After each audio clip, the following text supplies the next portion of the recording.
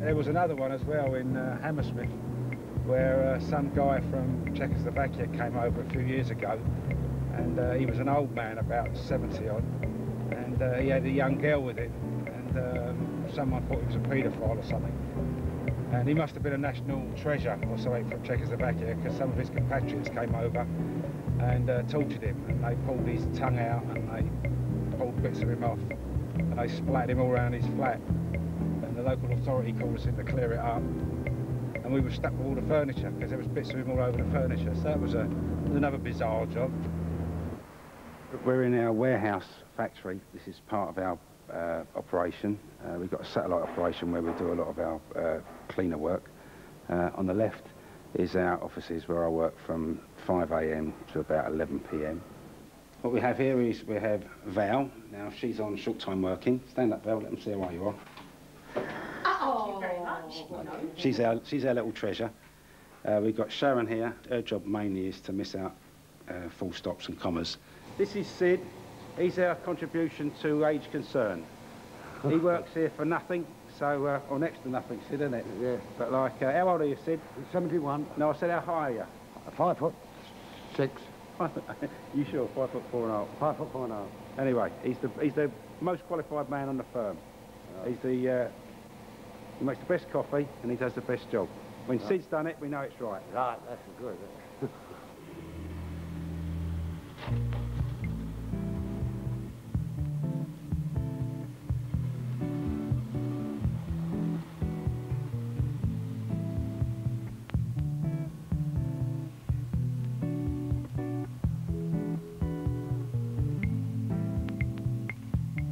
Well, the main problem is the graffiti at the front, because it doesn't look very nice at all, and it's extremely difficult to remove if you don't know what you're doing. The graffiti, when it goes on, and as it's coming out the can, it's starting to dry. So what we want to do is we're going to put a solvent on it now. This is why he's wearing face shields, gloves, and protective equipment. It's nasty stuff, but we'll see it work. The stuff we're currently using, it's called methylene chloride or dichloromethane. It's got a maximum exposure level. The Danish and the Swedes discovered, I don't know, probably about 10 years ago, that it causes a thing called painter's disease.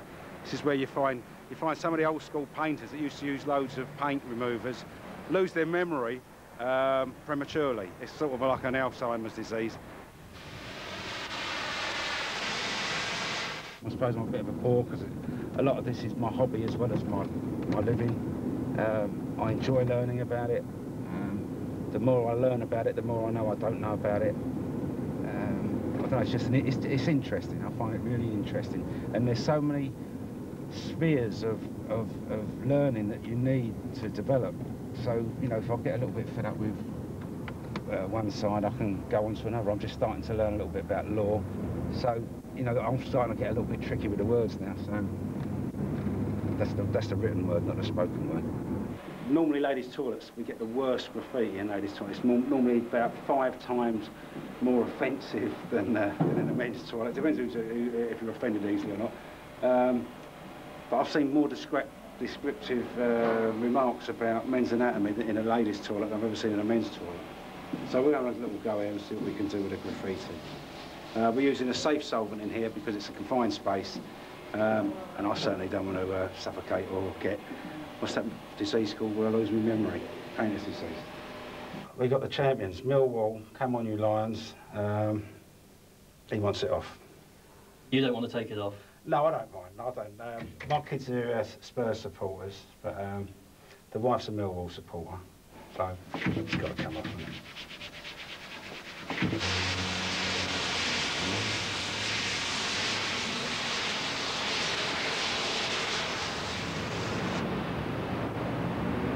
It looks great, yeah. Much better.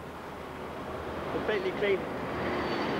I spent about an hour and a half here one Sunday morning trying to clean it with a sander.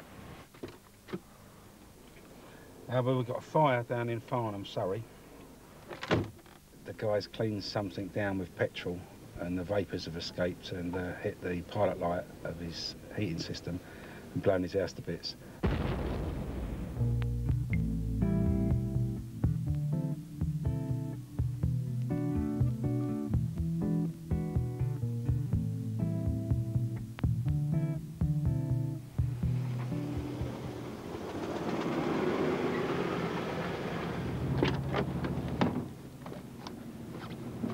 Well, my daughter and her boyfriend have just bought this house, and it's a really old cottage, and they saw that there were quarry tiles underneath the floor covering.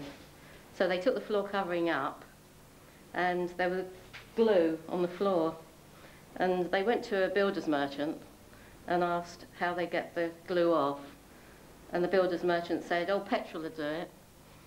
So they started using the petrol, and then they went outside, and I think it was a draft. The draft caught the petrol fumes, and the boiler, pilot light for the boiler, caught the fumes, and it just caught alight.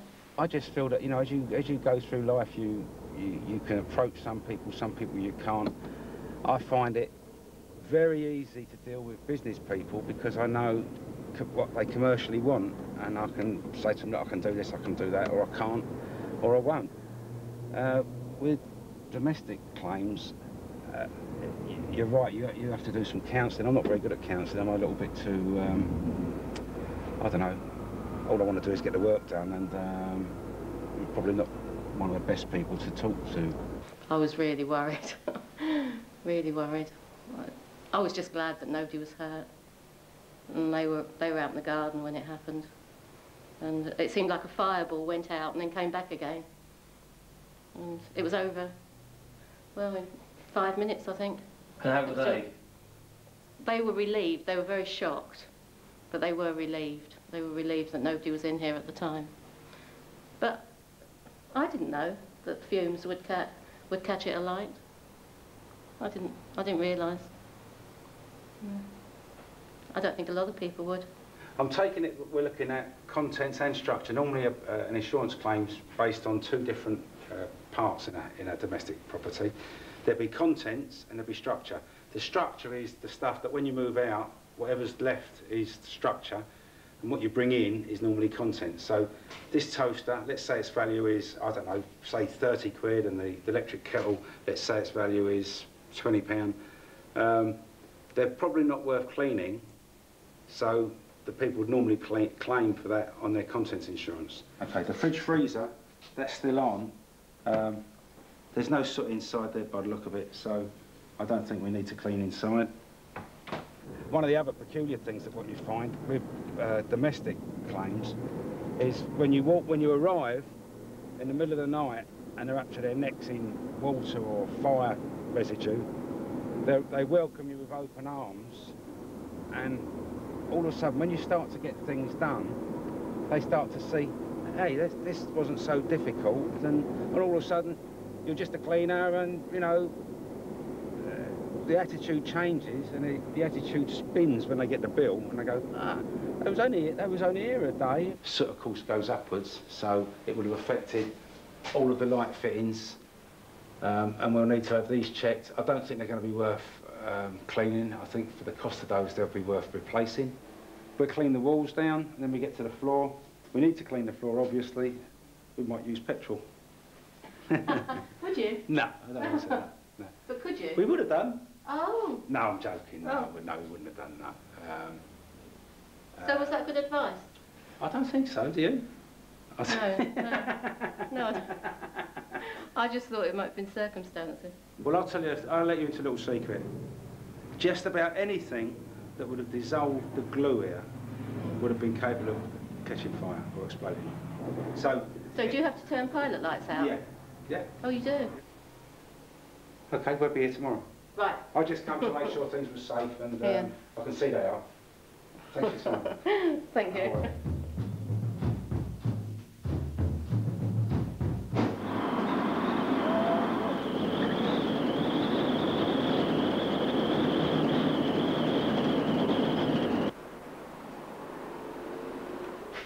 Must be heartbreaking, though. I mean, they just bought this house not long ago. And it's such a lovely little place that the bit of a disaster for them. So what we try to do is reassure them not to worry. A couple of weeks' time after we finished here, we'll be redecorated, and they wouldn't even know that's happened.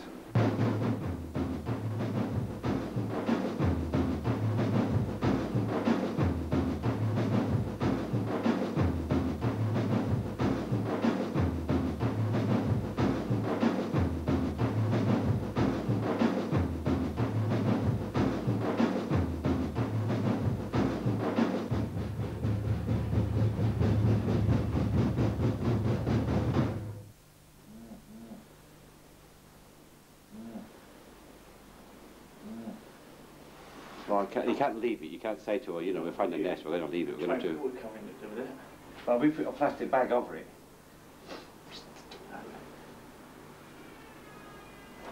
Heads or tails? Heads or tails? You haven't got a coin in your hand. Heads or tails? You haven't even got a coin. Heads. You lose. You do it.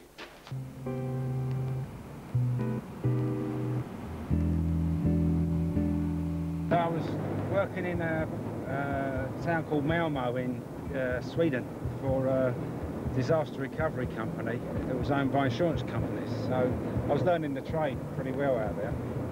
And then the Kuwait war came along, and I felt that I, you know, with the past experience I had and the new knowledge that I'd picked up, I thought that I had a reasonable chance of being some use in Kuwait and earning some money. So I made some inquiries, and the best thing I came up with was I would need a visa to get into Kuwait, and the only way to get a visa was to be invited by a Kuwaiti or well, Kuwaiti.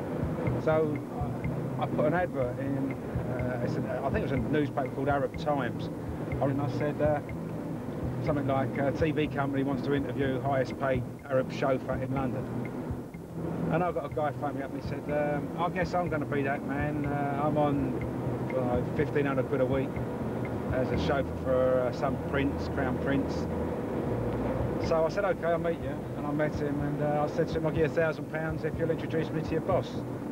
So I went to Bahrain, where the RAF had a base, and I thought if I could, I know it sounds incredible, but I thought if I can get into the RAF base, I've got to be able to bribe somebody or talk to someone and get flown into Kuwait. So anyway, I climbed over a fence at the perimeter of Bahrain Airport, and I was immediately arrested by a French Foreign Legionnaire who was hiding in a dugout, and he said to me, "Halt! Assume the pose." And I put my hands in the air, and he said to me, he said, "Show me your ID." And I said, "I don't carry ID." He said, "Well, you SAS, were you Special Forces?" I went, no. And he went, "Yeah, you are. He said, "I was in the Paras." He said, "I was in the Paras for 5 years." He said, "I'll join the Foreign Legionnaires." I said, "Oh, great." He said, "What are you up to?" I said, "Oh, I've got to get to Kuwait." He said, "Hang on a minute." He said, "There's an Hercules on the runway." He said, "Let me phone the skipper, see if it's all right." So he just had a two-way radio, and he said, "Skipper," he said, "I've got Special Forces down here. They got to get back to Kuwait. Can we give them a lift on the Hercules? It's on the runway." He said affirmative, and this guy run me down to this Hercules. It was taxiing down the runway. They opened up the back door. I don't think it was quite closed, and they let me jump on that. But when the plane landed, I could see that the town was probably about 25-30 miles away. It was 125 degrees, 127 degrees. I'd never been in heat like it. I had no money, no food, no water, and I thought, oh, this is a serious situation. And as I came out the back of the plane, they put some steps up to the front of the plane, and out come a couple of Brits.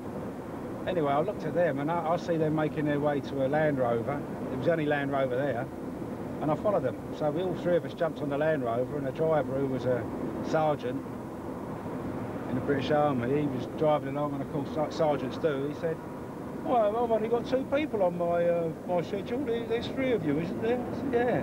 He said, "Which one shouldn't be here?" And I just jokingly said, "I think it's him."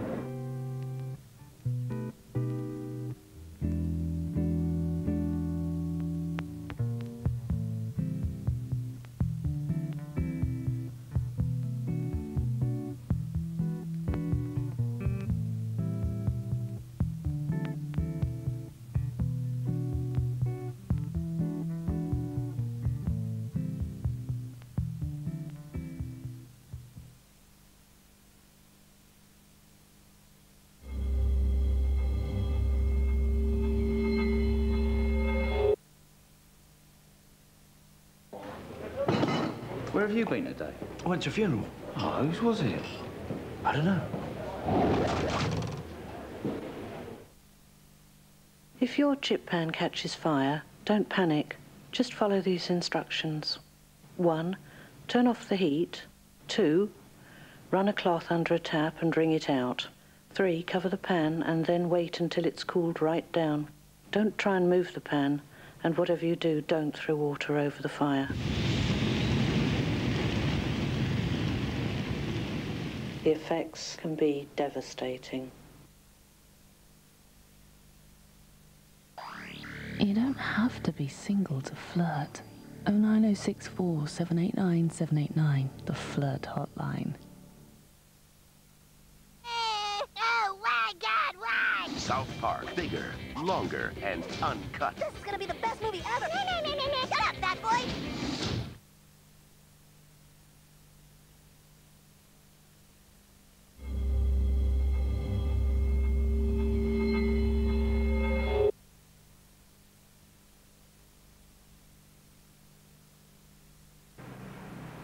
The worst job I had, I think, was in Kuwait.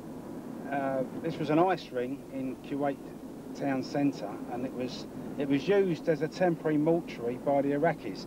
The Iraqis was always, you know, we heard stories about them sticking babies on bayonets and all sorts of horrific tales, and I don't know whether they're true or they're not, but what the Iraqis decided to do was when they killed people, they kept them in the ice ring as evidence that they'd been killed by bullets or whatever it was, bombs by the Allies or whatever. And when the Allies bombed the local power station, the ice melted and so did the bodies. And when you looked at the bodies, there was only half a body because the rest of them was in the walls where they'd evaporated and just become mummified. So we got the job to sanitise that and deodorise that.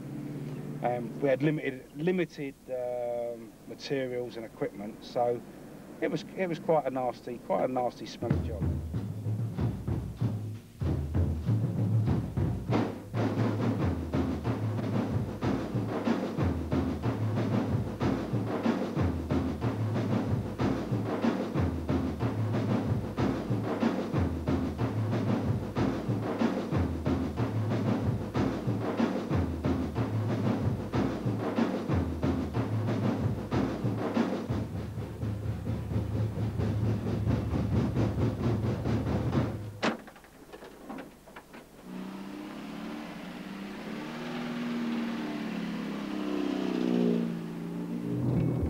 Well, the Iraqis, before they left Kuwait, whatever they couldn't steal, they tried to destroy.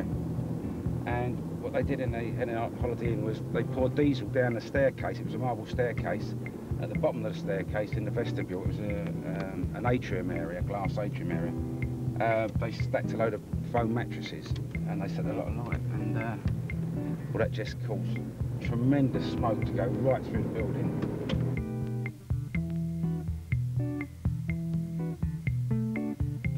Okay, this was a tapestry. It was a handmade tapestry.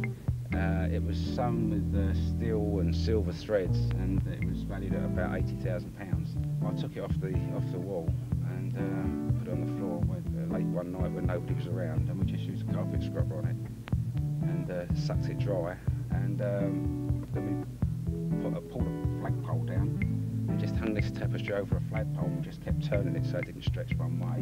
And we hung it while it was still damp, stretched it into position, and it's okay. So there's still scorch marks on it. We couldn't get rid of those, but I don't think you'd have done a much better job. Probably somebody would have done if they had some proper chemicals, I suppose. Yeah, the hotel manager, when we was almost finished, he came up to me and he said, you know, I'm getting quite worried about the work that you've accomplished, the standards that you've accomplished. I said, why? He said, well, people are intimating that we were colluding with the Iraqis because they didn't destroy our hotel. How come we're the only building in the whole of Kuwait that hasn't been damaged? So he said that last balcony that you can see, he said, would you mind if you only cleaned half of it so that when people come here, we can say that was our hotel all over, and we've left it there so you could see that the Iraqis did punish us, and it's still there today.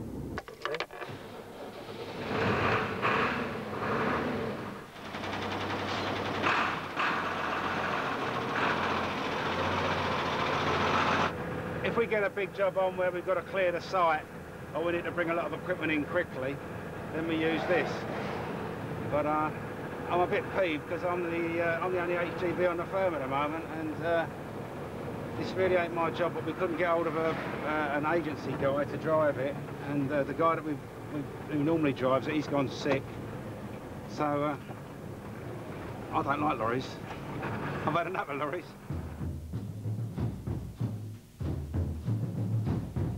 Something like this happening could put them out of business. When I got here, water was dripping all through the ceiling. Half the ceilings were down. The insulation was hanging loose. All the floors were flooded. Water was running down the stairs.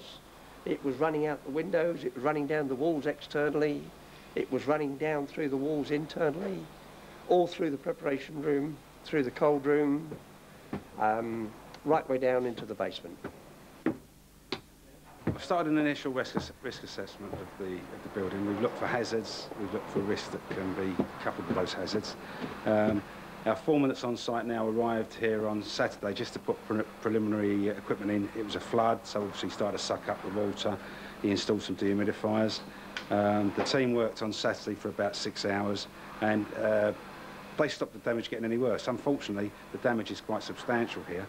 I've come down this morning to have a look round to ensure that we've covered everything and to make sure the site is safe. I've been married for 25 years. A real stormy girl. I've got 3 fabulous kids. I know all parents are proud of their kids. You know, I couldn't be any more proud of my kids. They think I'm an absolute lunatic because I see adverts for people to do, say for example, business continuity planners, where they can get 400 quid a day as a consultant, you know, and I'm not, you know, I'm just a cleaner doing a bit of that and a bit of this and a bit of that, and they say to me, Dad, like, why don't you just go out, put a suit on, and go and do it the right way? So, you know, go and earn some money. But I'm not after the money yet. I'm after, you know, the challenge. When I want the money will be there when I want it. Oh, I love this job. We're down in the basement and or the cellar, and it's mouldy, mildew, and rotten. It's horrible. It's absolutely saturated because this is where all the water ended up.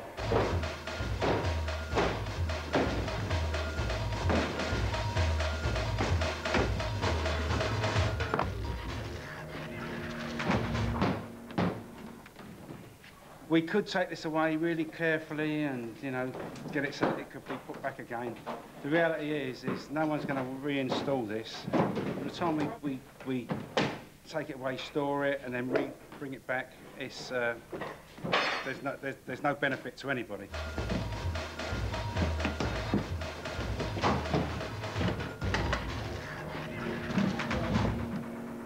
2.5 years ago, I hurt my back real bad. The doctor said that I'd broken it in a peculiar way. I mean, I was in a bad way, I really was. And I decided then I was going to get fit and get it right. And that's why I've gone into a physical training program, because I don't want to get into a position where I can't do anything, you know.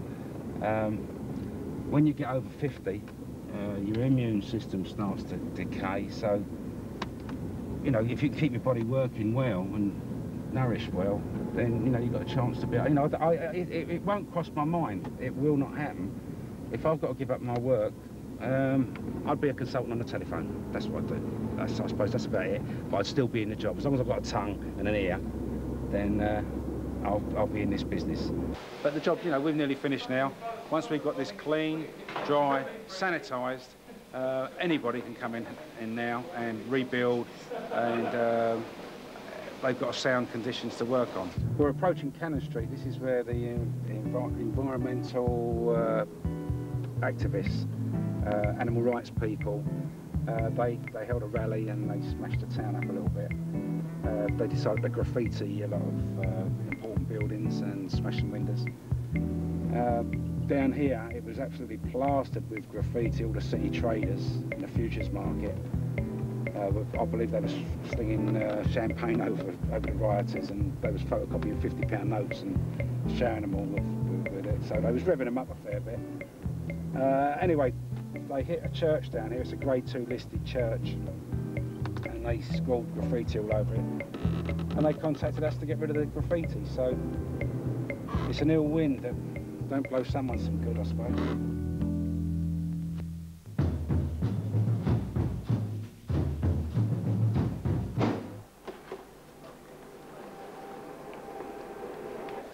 We're in a lower ground of a building in the West End. This is a manhole covering a sewage route. Because of the West End gets an awful lot of fat build-ups from restaurants, the drains tend to block regularly, and backed up, the steel plate in there that probably goes about, I don't know, 60 pounds, just popped, and the whole of this area in this basement has flooded with sewage, up to a depth of about 2 inches. Well, the smell was quite, it was apparent and it wasn't that bad, but the start of a heat wave had started to make it come to the front a little bit more, which made the facilities manager more aware of the problem. When we opened the floor, then things got much, much, much worse. Well, when I left school, I was an apprentice blacksmith. I thought I'd go into a job that was interesting and, I don't know, it was a dying trade, and I thought, well, let it die and I'll be one of the last guys that can still fit a horse with a set of wheels and make a wrought iron gate. So I went into that and I was an apprentice blacksmith for, I don't know, about 2.5 years. I got bored with it. And then I went into St George's Hospital at Tooting and then Hyde Park Corner, and I did 4 years there in medical physics, and I was a technician in nuclear medicine department.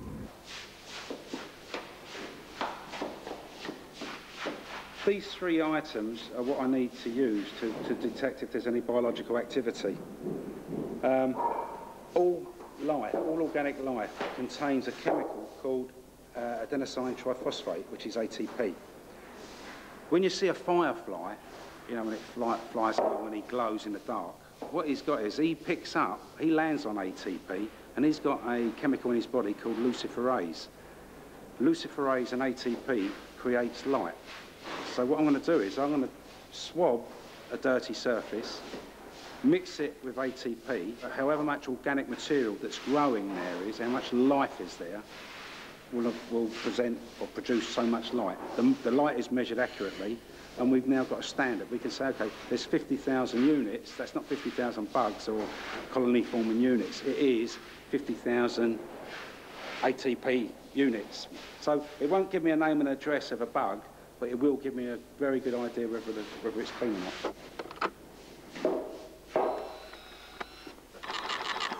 I bought a truck, an old truck out of a breakage yard, and I started doing tramping across the country. I was a ghost driver or a cowboy, not a cowboy, yes, kind of like a cowboy. There was no, you were supposed to have licences and own A licences at the time, and I didn't have them, and they were very hard to get. So, you know, I earned some good money, and it gradually grew, and I had a professional distribution company, haulage company, and there was just no money in that. So I came out of that, went into property, went into burglar alarms, security, demolition, building and renovation, and that's how I got into, when I was doing renovation, I got into stone cleaning, and I found that interesting. So we started stone cleaning, and I went from there. We're now in an underground plant room.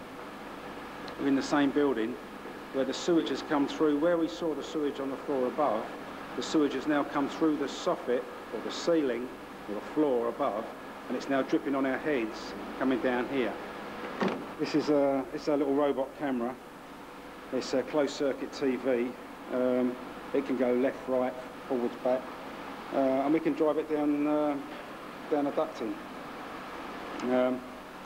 We've used this all over the world. We've had some real fun with this, looking for things. It looks a bit battered. We've got a hook on the back because sometimes it gets lost, and we tie a rope round it, or we go fishing for it and we just drag it out. So it's well battered, but it's a real good bit of kit.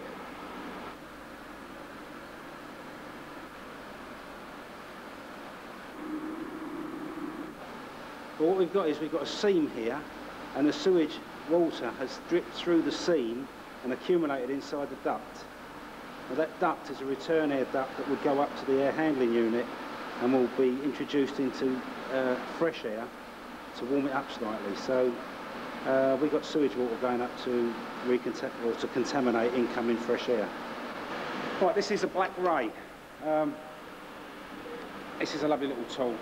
What this does, it picks up, it fluoresces urine and contaminated water, so it just glows in the dark.